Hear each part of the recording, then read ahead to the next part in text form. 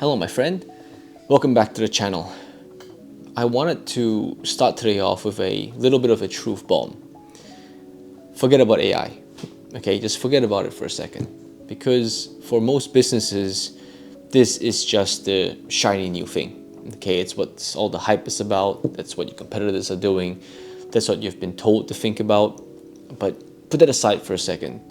Because what I want you to understand here is this, is that if your back end is a mess, well then all AI is going to do is multiply that mess.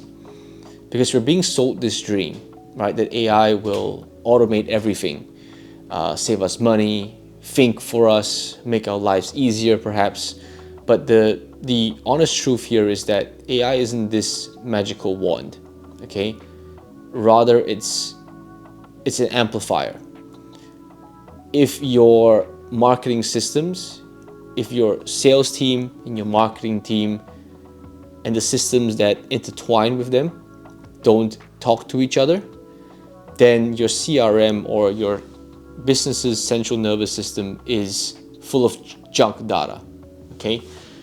If your workflows are duct taped together, you have incomplete data, everything is messy, then no model, no chatbot, no prompt is going to fix that for you.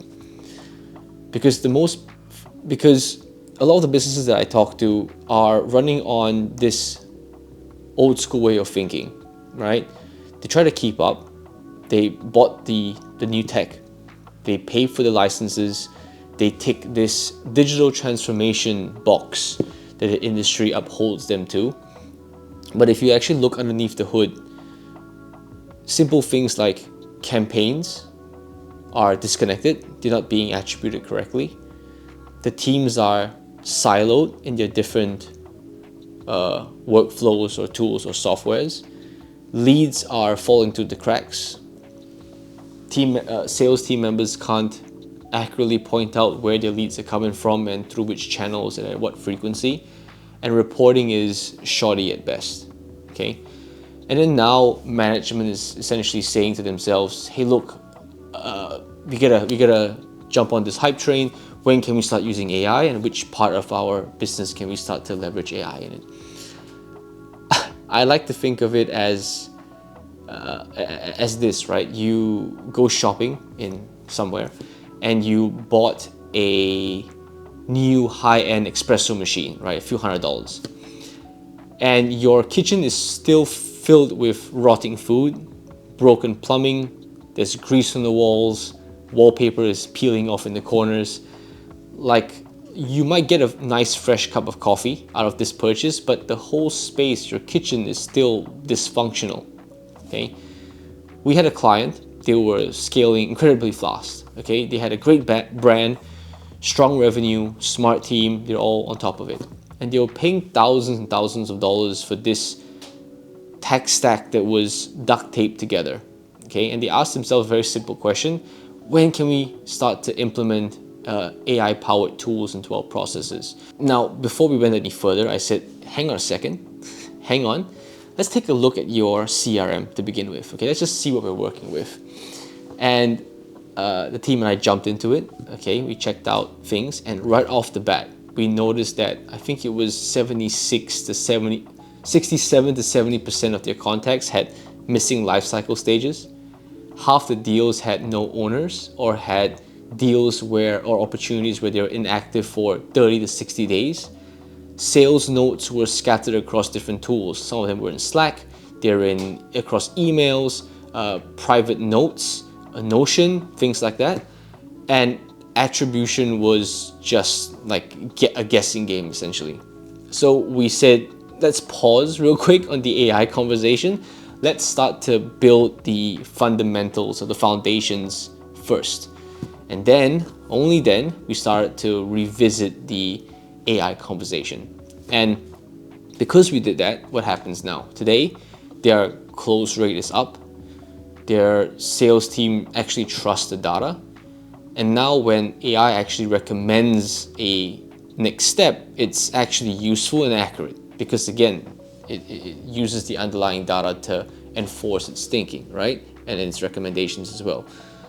So I know this might not be something you want to hear, but this is the truth. Okay, that AI isn't the strategy. AI isn't the strategy here. A good fundamental understanding and control of your systems are. Okay, let's just start there, because AI is just a tool, like I said before, and tools are only as good as the structure that they plug themselves into. So if your workflows are broken, things I've mentioned countless times in this channel and on my Instagram, for example, if your data is old, not updated or stale, if your pipeline is essentially leaking, AI is not going to help much. Okay, trust me on that. So with that in mind, what kinds of businesses are winning currently with AI? They're not the ones who have the biggest budgets or the fanciest prompts. Okay, they'll only get you so far. The businesses who are succeeding with AI today are the ones who truly understand where their data lives, how to access them, how is it being structured. We don't even talk about cleaning up of data and data hygiene yet, but that's the first one. Understanding their customer journey. Does every single team member in each department understand the full customer journey? Does your team actually trust the system that lives underneath your digital infrastructure, right? And often it starts with something as banal or boring and old school, like your well-structured CRM. So before you start chasing the hype, I want you to sit back and ask yourself a couple of things, okay? When was the last time I actually cleaned my data? Is my data clean in the first place? Can I trust it? How do I know when a lead moves through my business? Are all of the steps accounted for? Are my team moving and updating these opportunities as they go through the sales lifecycle or the onboarding lifecycle? Can I actually trust the dashboards that I look at every single week? And is our team aligned on basic things like, what does a qualified customer even mean? Okay. Now, if the answer to any of these questions are not really, or I'm not really sure, well, then you know what to do. Because if not, that's just silly, right?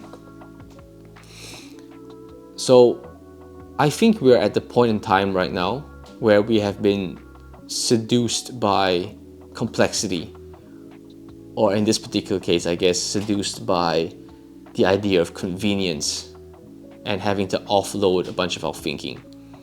Because everyone wants the new hack, everyone wants the new shortcut, the new shiny tool. But real businesses, it still boils down to the same old thing over and over again. Clear systems, clean data, people within the organization doing the right work at the right time, having some sort of accountability from within. These are the things that compounds. And once we have all of these things dialed in, sure, let's talk about the fancy new project.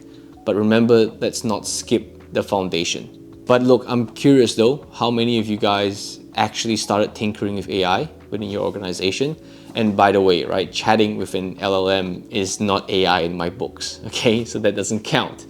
Let me know down in the comments. Just be honest, let's talk. I want to see how you guys are playing around with things and how does that help you guys, if at all, with your business operations. So if this message resonated with you at any level at all, I write about stuff like this weekly, talking about real systems, CRM audits, strategy breakdowns, the kinds of stuff that I have learned implementing these sorts of systems for businesses over the years.